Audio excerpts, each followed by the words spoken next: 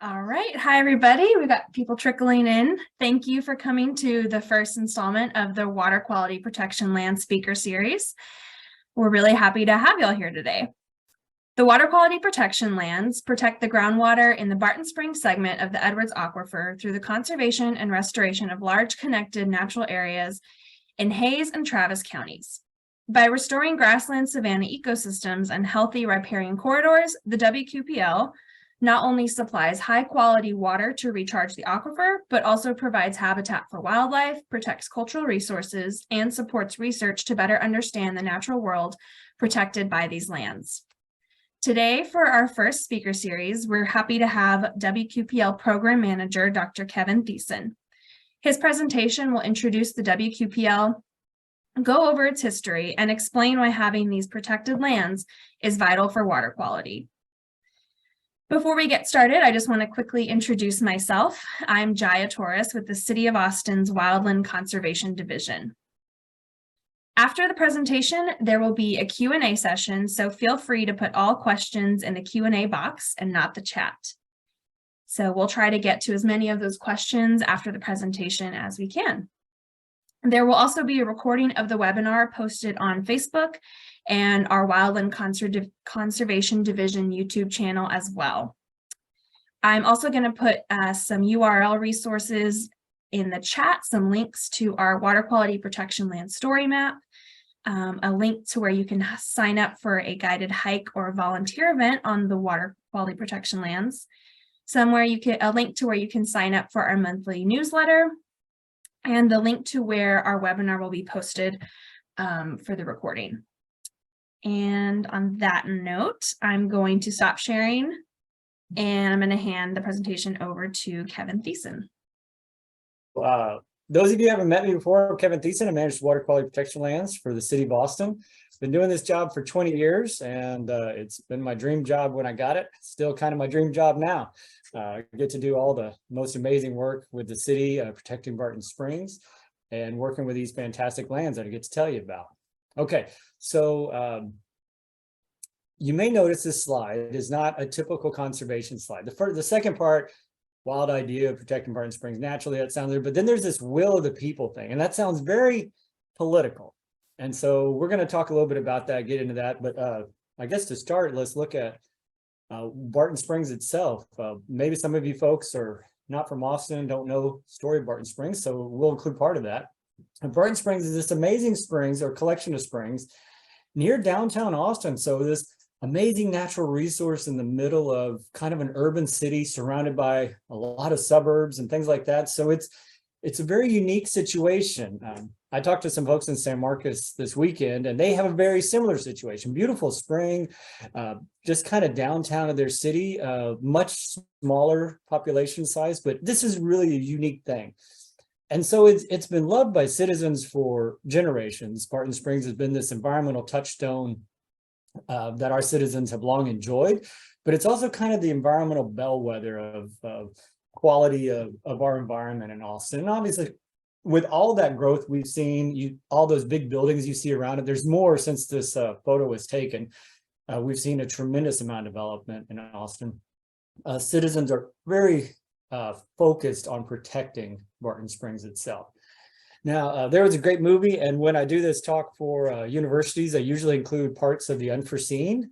Really great movie came out that kind of tells the story of part of this environmental movement around Barton Springs in the mid-90s. And it tracks the story of citizens who were trying to protect from development about 10,000 acres. And the developers owned it, so it was their property. And the citizens were like, yeah, but this isn't how we want to see development go forward in the city. And so many cities have a process by which you can get a petition together to put stuff onto the ballot that people can then vote on. Now, the citizens had already showed up at city council and had fought this planned unit development from going forward and turned city council's ideas, turn them around from going to approve it to not approving it. It's a very dramatic part of the movie. But then it got down to, okay, we got this petition, we got 10,000 signatures that said we want on the ballot a different regulatory scheme for how we manage development in Austin, how we keep Austin, And so they put that out. Obviously, they were asking folks to vote for it. It was called the SOS ordinance, and SOS was an environmental group still active today that stood for Save Our Springs. And citizens went out and voted for it. So they said, we want our city regulated this way so that we can manage growth in a way that we feel is appropriate for Austin. And, you know, Houston doesn't need to do it, and Dallas doesn't need to do it. This is just what we want to do here in Austin. So the citizens voted and approved it. And when I talk to folks, it's always like, you know, who could take away the result of somebody's vote? And it turns out with the right lobbyist, as these folks had, the development side had a lobbyist, went in and got a bill together that said, hey, we're going to undo this vote of City of Austin. It wasn't worded like that. It's worded like, we're going to make it a rule in Texas that development occurs like this. So it applies statewide. That's what the legislature does. And so I went up to Governor Ann Richards' desk. It passed the legislature, went up to Governor Ann Richards' desk, and she vetoed it. And she specifically said, this bill is designed to undermine the will of the people to regulate their own community. And she said, I'm not going to sign it. And then, you know, new governor came in later, Governor Bush, and went through the legislature again. And then he did sign. So it did become law of the land then. And it basically allowed these 10,000 acres that the citizens were trying to keep from being developed, you know, under the original plan into this new, more protective plan for Barton Springs. And so SOS did become an ordinance, but it exempted all these other acres that citizens were most concerned about.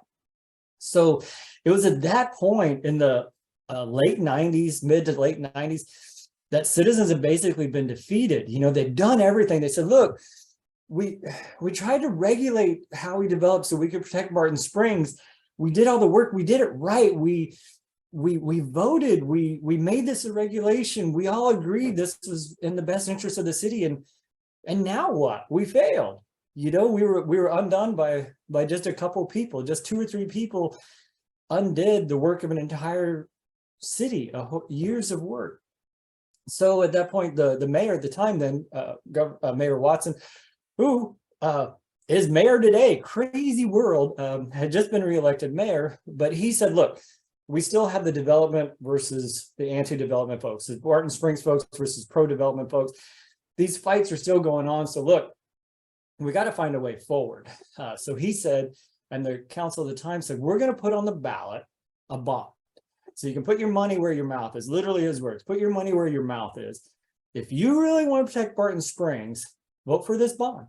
And their land that's relevant to Barton Springs, the recharge zone, contributing zone, we can buy it as fee simple land and conservation easement land. We can do it. Vote for it. You're going to be taxing yourself for whatever you spend on it, but you'll have the opportunity to vote. So 1998 comes around and $65 million is on the ballot to try and protect 15,000 acres, and it's approved. So, you know, we started the water quality protection lands officially started then, but I wanted y'all to understand that it started from a place of failure. It started from a place of defeat. It wasn't the first idea. This was the last hope. You know, it's kind of like a Star Wars story, right? It's like the last, this was the only other option. But then in 1998, more money was approved, 2000, 2006, 2012, and all the way up to 2018, more money has been approved because it's still so relevant to citizens. And you may say, well, how relevant is it, Kevin? You know, people vote for bonds all the time, but the last one, the biggest one, $72 million, 83% of voters approved it. I mean, that's a huge number. You know, to get 83% approval, it was just amazing, but it really demonstrates citizens care about this spring. They want to see it protected. They see it as Austin's connection to our environment. Here's the thing. Natural resources don't follow city limits, you know. So here's what we've been able to do over these years, almost $250 million we spent protecting land.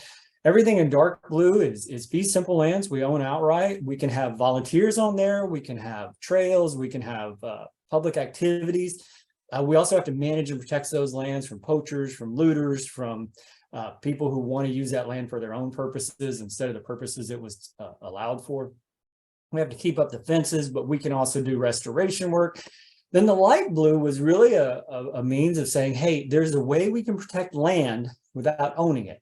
Where we can keep, the private landowner can keep owning it, but he or she can just sell us their development rights. They could keep raising horses or cows. They could keep it in a wildlife exemption. Really what we were trying to do is say, we're going to limit this impervious cover. So SOS ordinance said no more than 15% impervious cover on recharge zone lands. Maybe also contributing. I'm not super familiar with the current regulation. And this goes down to 1%. So we're basically buying that difference between 15% impervious cover and 1. So that's a big difference. But we can buy twice as much land this way. So we'd only spend about half what we would spend on owning the land. And these easements last forever. So the landowner can sell it, but the easement stays with it. So until the land doesn't exist, the easement exists. So it's a long-term strategy. It also means there's no O&M. The landowner is really responsible for keeping up the fences, for doing any restoration, for keeping out looters and poachers and encroachment, that sort of thing. So it's a pretty much a win-win for Barton Springs and the city, in that we're not spending extra money. We can buy twice as much, or we can protect twice as much land with the same dollars. And frequently landowners see it as a benefit. We're not making anybody sell us an easement. It's always, we have money, you have these development rights, we'd like to buy your development rights and extinguish them. And if you want to do it, great, here's the money and we'll have this deal. So anyway, so that's what we've done. A lot of this land is on Hayes County. That red line shows the difference between Travis and Hayes County. So we definitely had to work well outside the city limits. But that's the nature of an environmental resource like this, is it is located outside the city. You know, it's not controlled by political boundaries. These environmental resources are based on other boundaries. As you can see on the map here, that red area is a recharge zone, and the kind of the tannish orange area is a contributing zone. Those are the only two areas we need to protect the Barton Springs segment of the Edwards Aquifer, which is a segment of the aquifer that feeds Barton Springs. Okay, so let's look at land a little bit. Okay, so this is our Mary Gay Maxwell Management Unit. It's about 630 acres. This is 2 real estate cycles ago. And I use this term real estate cycle, but it's really, our population doubles in Austin about every 20 to 25 years. So not only does the numbers double, but probably the size of the city likely doubles too. So this is 2 of those times ago. So this is 50 years ago, 2 of those doublings. You can see the land back then would have been nothing special. The surrounding land all kind of looks the same. There's not a lot of development. But today, you'd be hard pressed to find 630 acres you could put together in one piece. We're surrounded by development. This is actually the development that citizens were opposed to in that Unforeseen movie that you'd see there. And then we also have the opportunity for a public trail here. That's the Slaughter Creek Trail located there. And just so you know, I do have this, there's a fact check to just say, yes, we do double every 20 to 25 years since about 1839 when this city started. So a lot of development, but we followed this predictable pattern. And this is what it looks like on the ground. You know, we kind of have to act now to do conservation. Okay, so the work we do on the fee simple lands to manage them all is approved by our council. So we bring a land management plan forward at once a decade that just kind of revises, like, hey, here's the most recent science. Here's what we're going to be doing on these lands for the next decade. And then ideally our leaders either question us and say, what exactly are you doing? Or they say, yeah, we approve all this. So this was just approved January this year. That just says, here's how we're going to manage it.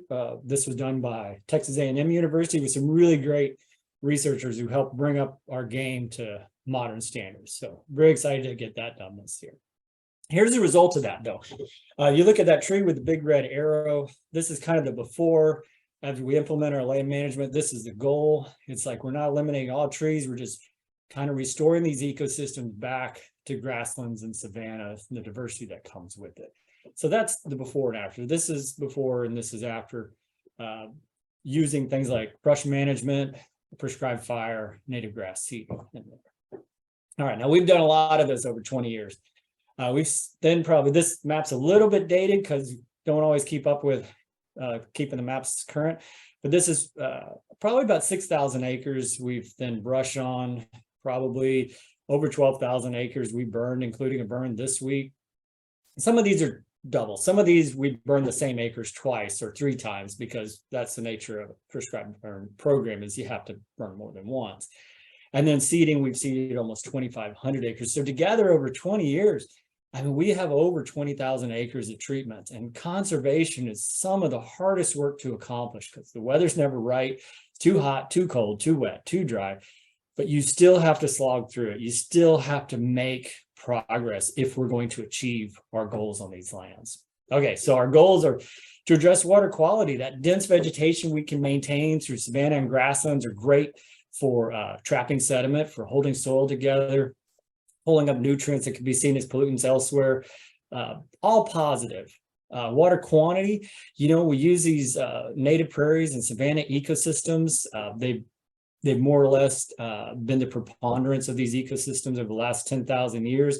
They're well established. There's a lot of diversity in these things, and they're really good at producing water. So there is globally inverse relationship between canopy cover and water yield. So as canopy cover comes down, water yield goes up. That's just what happens globally. And one of the primary controllers of that is rainfall. So the less rainfall you get, the more pronounced that difference is. But we can see that worldwide, from Bangladesh to Australia to South Africa, South America, to right here in Texas. Here's the one thing nobody asked us to do. Doing this ecological restoration, we found biodiversity recovered incredibly fast and produced incredible results that we did not expect. One of our wonderful or notorious volunteers, depending how you look at it, retired botanist, been collecting data on our Onion Creek management unit. So about 3,500 acres he's been managing for about 16, 17 years. He'll go out and see what species he can find out there. We look at this county-wide. Hayes County has 2 ecosystems, Blackland Prairie and the Edwards Plateau. Combined, that's about 916 species. Hayes County has a land mass of about 435,000 acres. Onion Creek units about 3,500, so about 0.7% of that land mass. And we have 49% of the diversity. So less than 1% of the land mass, almost 50% of the biodiversity. That's amazing. And this is just Edwards Plateau. We don't have Blackland Prairie up there. It's great for quail. It's great for monarchs. It's great for people. So positive there. We're also can do carbon sequestration, open space, habitat like for monarch butterflies that may become endangered. But here's the thing, John Muir, never wrong to put a quote from him in there. We were trying to address water quality, water quantity. What we found was we also addressed biodiversity, which is fantastic, but it just another John Muir truism there. So putting seed back in the ground is something we do. We collect a lot of seed by volunteers. We purchase some. The seed drill, if you've never seen one, is an amazing invention. I always think farmers had a lot of time to think and consider. They come up with amazing things. So the seed drill is an amazing thing to use, but it won't work very well in rock, which means we can't use it very many places on the WQPL. So we do a lot of labor with volunteers who can manually walk on these areas, put seed out, collect seed, look for karst features. We have all sorts of great volunteer activities we do on these lands. We also lead guided hikes. We have volunteers who lead guided hikes out on these lands to talk about what we do and how we do it.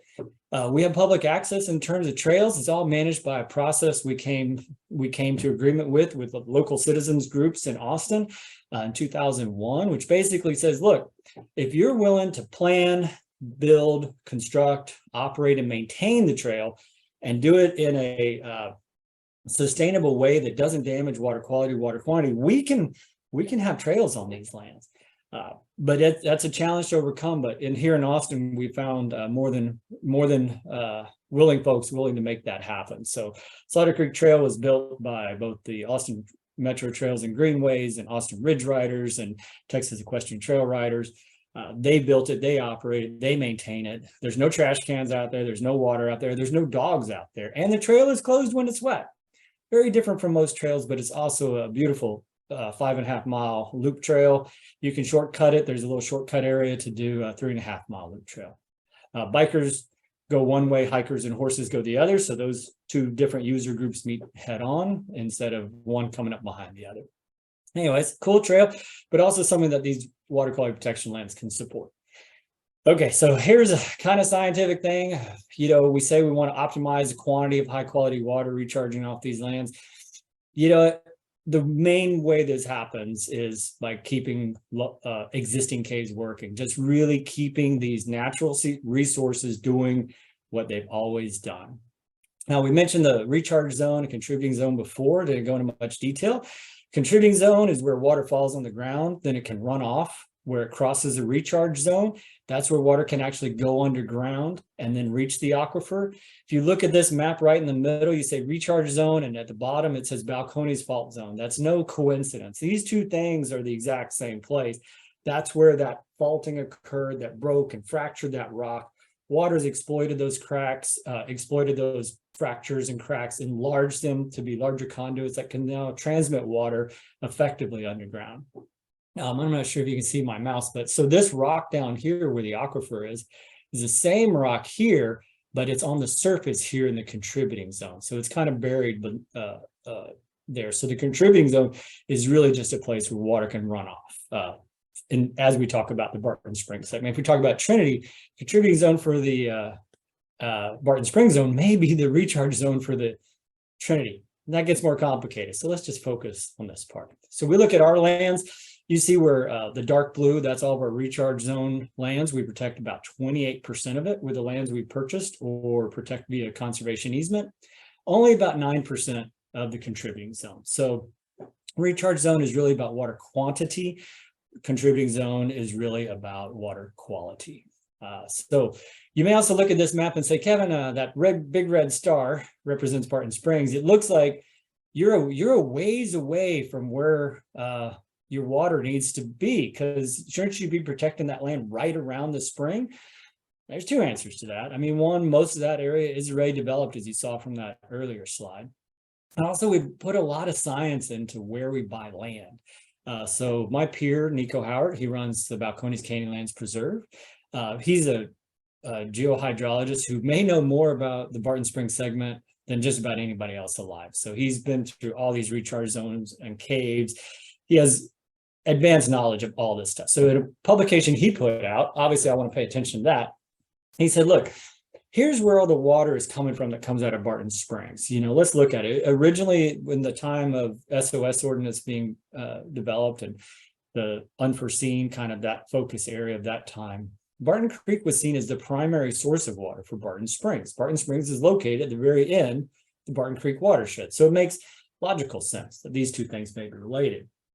In this paper Nico published, he said, look, somewhere between 1 and 11% of the water out of Barton Creek actually recharges and comes out of Barton Springs. A lot of it goes to a different one called Cold Spring. So I've estimated 6% just using his two numbers, and otherwise use his numbers straight as he had published there.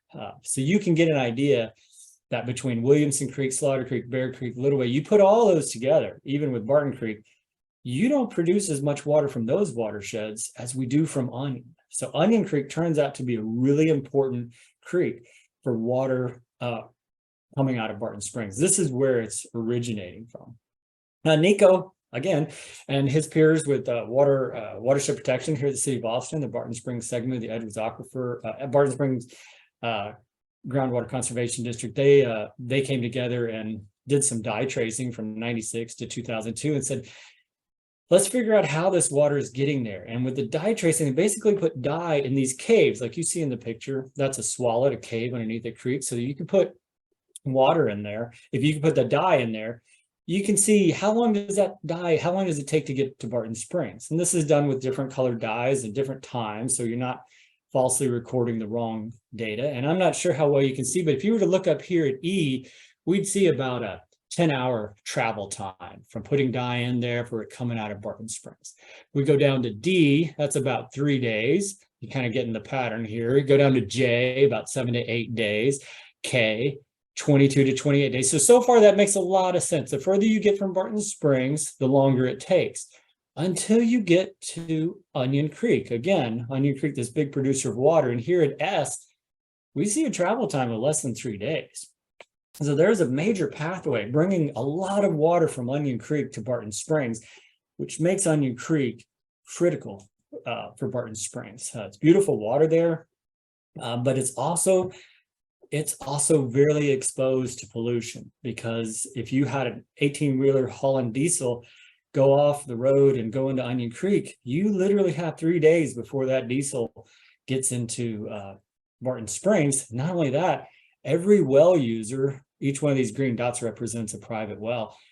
Every well user in this area is going to will have that diesel in their water too. So we have to protect this watershed, not just for Barton Springs, not just for the endangered species there and within the aquifer, but also for groundwater users, folks who rely on this water as their drinking water, or the animal water, the water for their critters, their cattle or horses or what have you. So this is that feature S, Triple Crawfish Cave. You see the beautiful water in Onion Creek. It's this is called a swallet, basically, where water can go through a cave is located in the creek bed that water can recharge through. This is a different kind of swallet. This one is located. One more there. This one is located in Little Bear Creek. So this creek only flows about once every, can't get it to play. About once every 18 months. But it still managed to develop this major hole where all this water can go and recharge into the aquifer. This is what typically is going on in Onion Creek day after day. These whirlpools just taking that gin clear water underground, where this has been happening since time immemorial. But as you've seen, if you've seen cartoons or you've seen any adventure shows, whirlpools are always sucking stuff in. And that's a real thing. They're usually not sucking in intrepid adventurers and rubber rafts into lost lands or anything, but they will suck in things like soil or sediment, we call it when it's wet, leaves and rocks and sticks and fish. Frogs kind of retreat in there as the water dries up. Slow moving turtles, poor decision making raccoons, carcasses of animals that are floating down the creek. So any number of things can get sucked into these features over time. And it led us to a situation here where this is Nico Howard, the one guy I've been talking about. He's sitting on a rock there. A landowner took us to this cave on one of the properties. He'd grown up there in the 50s and 60s, and he said it used to whirlpool, and made us think maybe that stuff that Nico's sitting on that under his feet there, maybe that's just 50 years of all this. We started digging. Volunteers, American Youth Works, that's that rock I keep pointing at, and kept digging and found that after 11 years of digging and pulling rock out and dirt out through a hole the size of a 5-gallon bucket, we got to open cave. So 20 feet of sediment down there that we had removed. Now, what I didn't point out earlier was there was another dye trace that said it took 22 days for a different feature, feature O, to take water to Barton Creek. That was feature O. This is feature O. After this, another dye trace showed it only took 5 days from 22 days. And the folks who look at aquifer stuff will say, well, it's not always a fair comparison depending on where the level of the aquifer was and all that. But I see a real positive that moving that sediment really allowed that water to more quickly get to Barton Springs and to basically just prove the function of that feature. All right, so once we get all that stuff out, the last thing we want to do is let more of it in. Here's how these events go. You've got your base flow, your creek down here, a rain event occurs here, and sends your peak discharge up like this. So this is when the water looks like chocolate milk. It's full of sediment and other things that have washed off the land. In an urban area, we'll call that first flush. Out here, it's just, not the highest quality water. Pollutograph says it precedes the peak of that water. So we want to keep that out so these things don't fill up. Super simple device for doing this that will basically blind with leaves and dirt and then keep that water out. Now, this is kind of the opposite, but also it's very, very similar to what we have in our drains and our bathtubs, where we don't want plugs to occur deep in the feature. We want them to occur on the surface where we don't have to hire a plumber to get them out. Same with these caves. We want these plugs to occur on the surface where we can get them out any time of the year and keep that clean water going where it needs to. All right, you want to see what this looks like with two of our folks, Audrey and Devin, removing one of these grates that they've just cleared. It's a pretty awesome video. Right.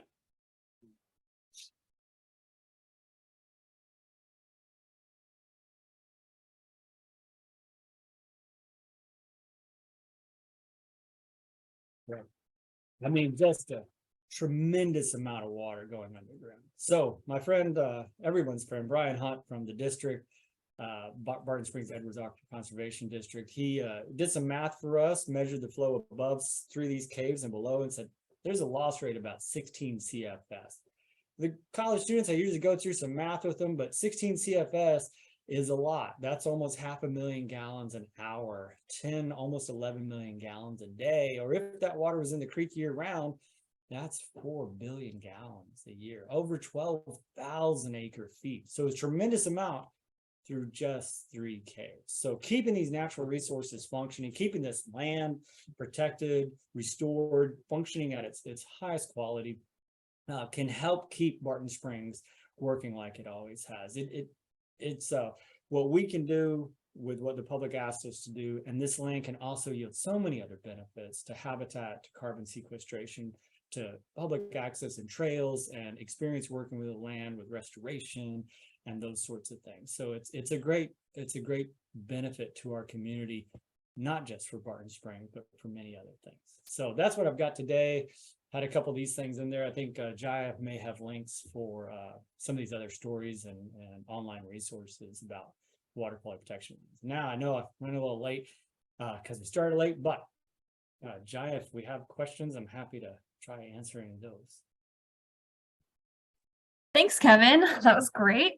Yeah, I've got a couple of resources that I'm going to put in the chat and share with y'all. So I got a link to our water quality protection land story map, a link to sign up for a guided hike or a volunteer event, a link where you can sign up to receive our monthly e-newsletter, and then a link to where the recording of the webinar will be posted.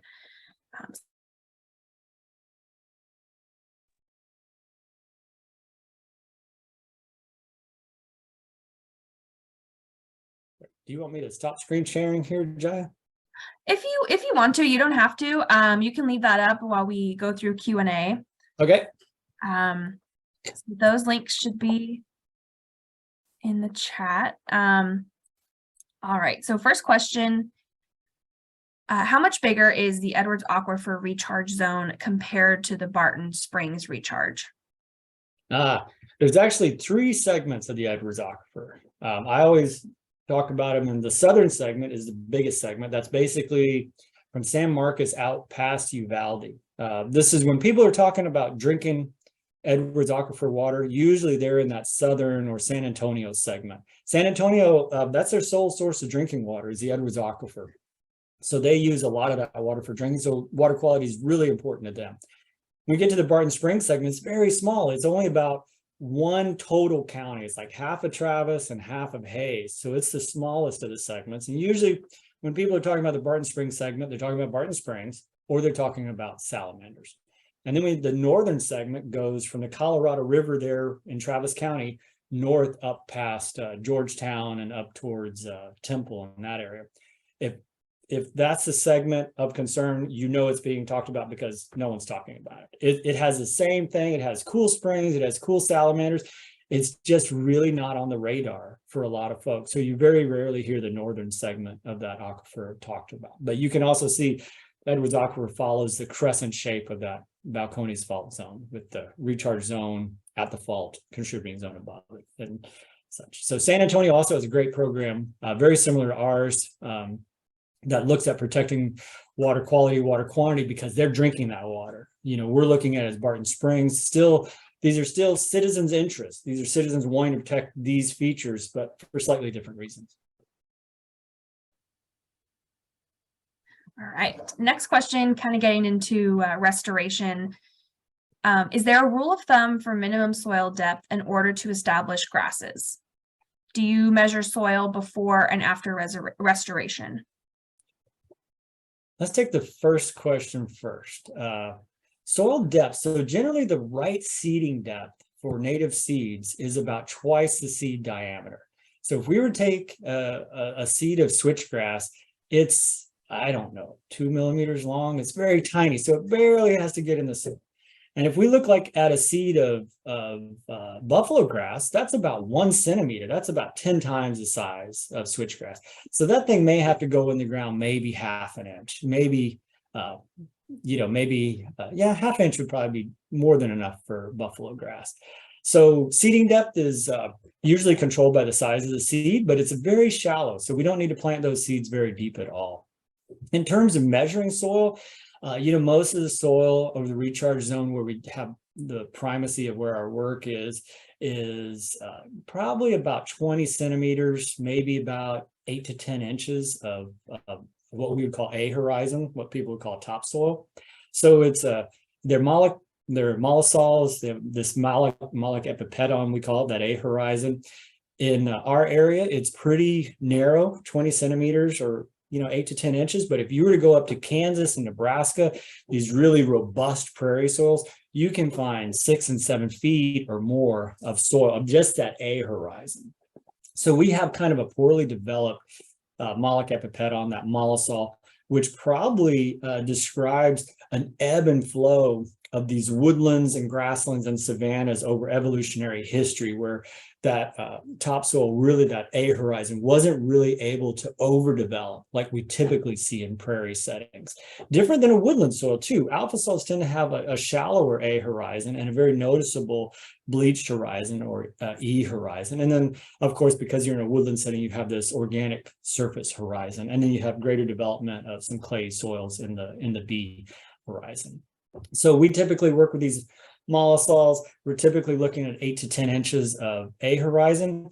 If we were to look at soil development, generally kind of the universal best case scenario for developing true soil, not just organic matter, but true soil in terms of like a real a horizon, that's 1 inch every 500 years. So it's a very slow process. And that's 1 inch every 500 years. That's like best soil forming conditions in like Kansas or Nebraska, with these over thickened a horizons that have a lot of biological growth that can develop and over thicken that horizon, but it's still very slow.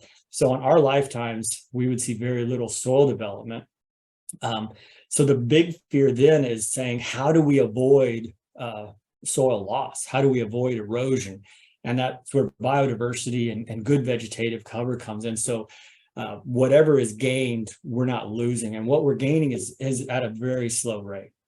So we do not measure soil depth before and after, because it's just it would be a very, very slow growth of soil.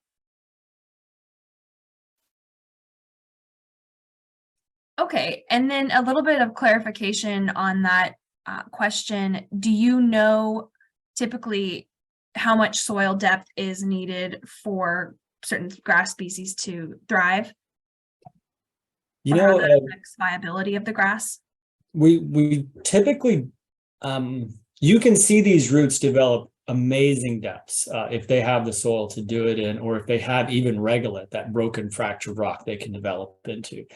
And there would be some shallower soils, less than an inch or two might limit some of the development. But where we plant grasses and forbs, we're not avoiding certain species because they require greater rooting depth. Everything we have out there that's native will persist and establish in the soil we have there. So we're not limited by soil depth. Okay, and then we got a question asking about how water quality protection lands relates to Austin Water Wildland Conservation Division. And then, I guess kind of asking about the division as a whole, and how we have these two different programs, the Balcones Canyonlands Preserve and the Water Quality Protection Lands. Kind of asking, I guess, just how both coincide with conservation work in the area. Sure. Well, let's take the big dog first, and that would be the water quality protection that I'm talking about. So yes, I'm going to brag about it. So we have over 34,000 acres protected. About 22,000 of that is conservation easements, and about 12,000 of that is fee simple lands on the water quality protection lands. Our goals are protect water quality, water quantity for Barton Springs. On the other side, Balcones Canyonlands Preserve, they protect about 14,000 acres of closed canopy woodlands. So we work with grasslands and savannas. They work with closed canopy woodlands, because that's what that golden cheek warbler, one of their primary endangered species they work with, needs that habitat to survive. And this is like the last habitat for this creature. This is the only place they reproduce is right here in Central Texas. So the habitat's critical for that.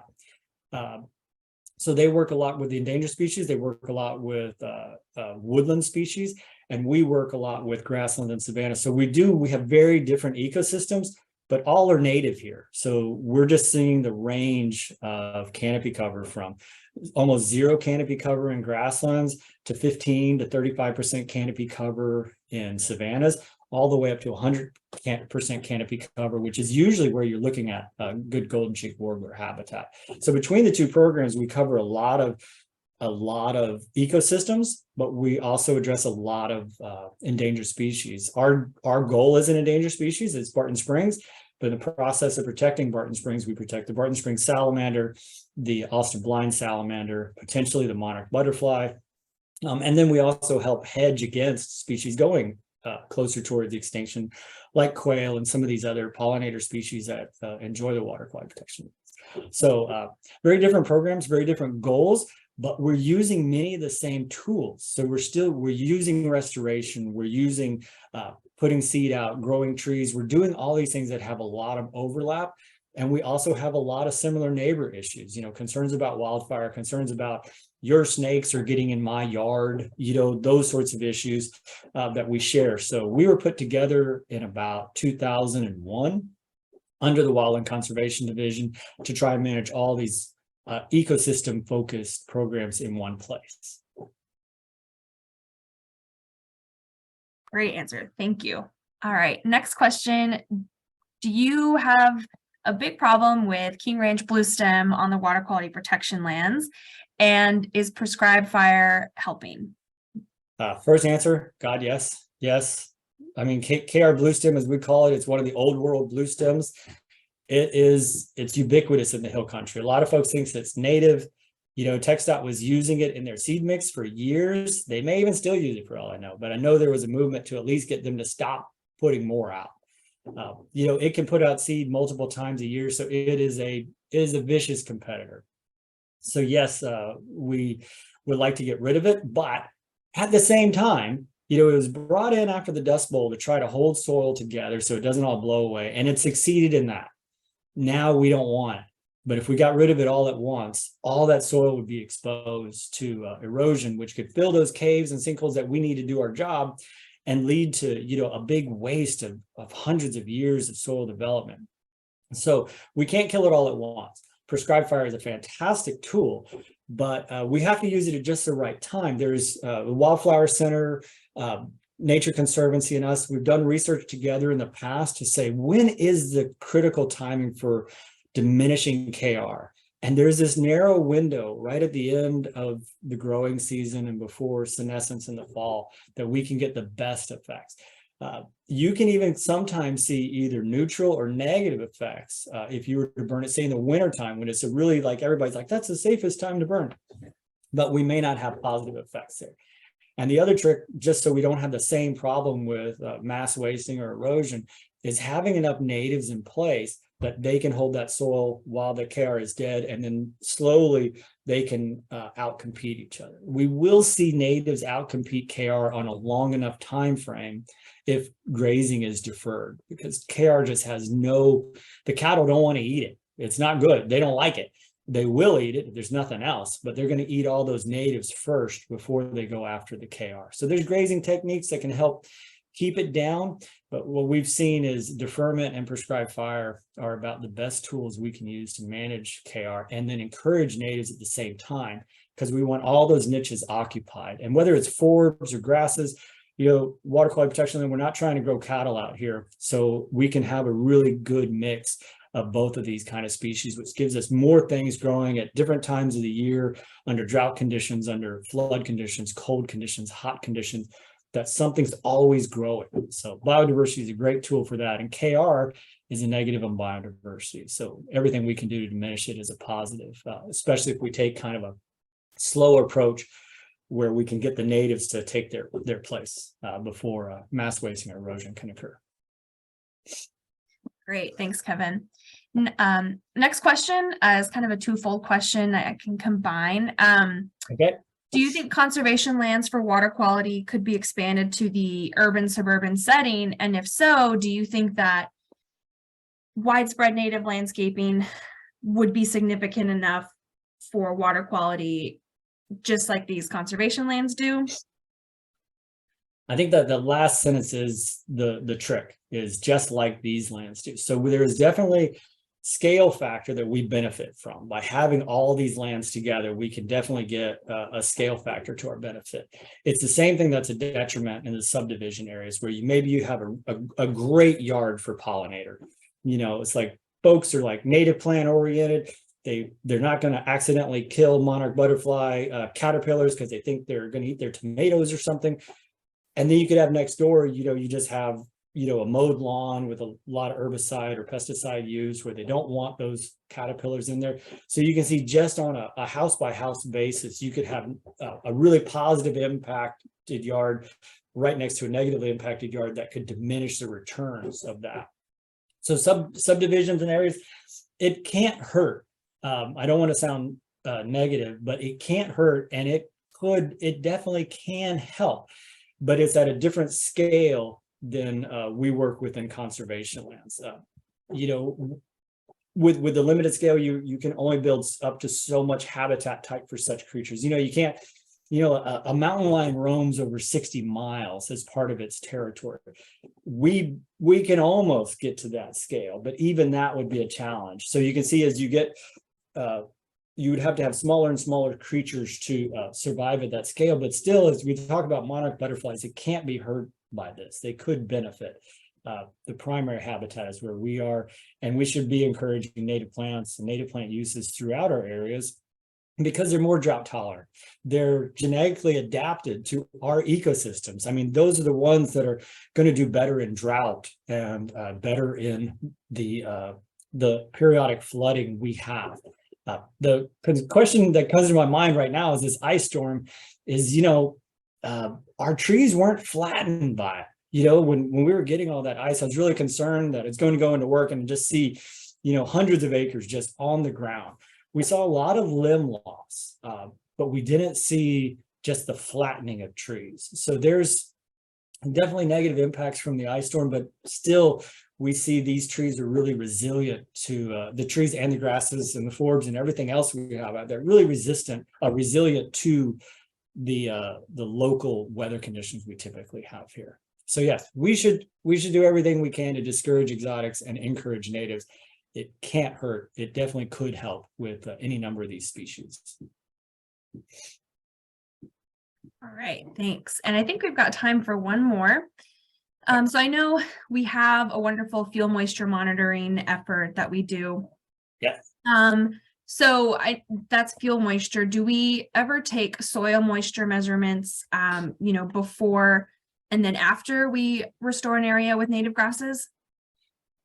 We don't. I've been here 20 years and I came from a graduate school, so master's of science and PhD where I did research. So came out with that research mentality that we need to be collecting data everywhere. What ultimately we need to do is we need to do conservation. We need to focus our money and our time and our efforts, not on collecting data, but on doing the work. Now we're happy to have researchers come in. We've had Rice, we've had UT, we've had A&M, we've had St. Edwards, we've had any number of universities that could come in and do that work and are doing that work today. But it's typically not what we've done. I looked into having some research done with USGS as a partner or Texas A&M, and the prices would have been almost half of my operations budget. So it'd be this tremendous amount of money to do something that wasn't going to contribute to our conservation, would contribute to research, but that wasn't our goal. Isn't research. Our goal is to get this conservation down on the ground to benefit Barton Springs today. We are absolute users of science. We want to use the most cutting edge science, but if we're creating that cutting edge science, we're diminishing what we can do conservation wise. So we don't typically do that. There's great science to be done out here, and one of my guys is doing his PhD and he's pulling in a lot of the data that we've collected over time. Now, I will say the moisture monitoring that you can see, USGS has a station on one of our lands on Spiller, right on Bear Creek, and it has real-time moisture, soil moisture monitoring. It's in the riparian floodplain area, but it has it at 2 inches, 10 inches, and 20 inches. And you can see moisture content and you can see temperature. So as we get into these droughty phases and we're looking at live fuel moisture, that soil data, which is maybe where this question is going, that soil data can be really predictive about when we're going to start seeing live fuel moisture tank. Is that deeper soil, as it starts drying out and we get a rain event, and the rain event only goes down 2 inches, we'll expect that's not going to positively affect this live fuel moisture for long. So yeah, it's a cool science stuff, but it is more than we can afford and still accomplish our goals on the ground. All right. Well, thanks so much, Kevin. That was a great presentation and great questions that everybody put in the Q&A. I put those resource links in the chat with the correct forms, so they should be clickable now. But I think that's all we've got, and really appreciate your time. Thanks, Kevin. All right. Well, pleasure to help. Loved having y'all out here and doing this talk. This is our first time doing it, so I was excited we get to talk to a bunch of new folks about what we do. Thanks, Jai. Thanks, everybody. Bye, everyone.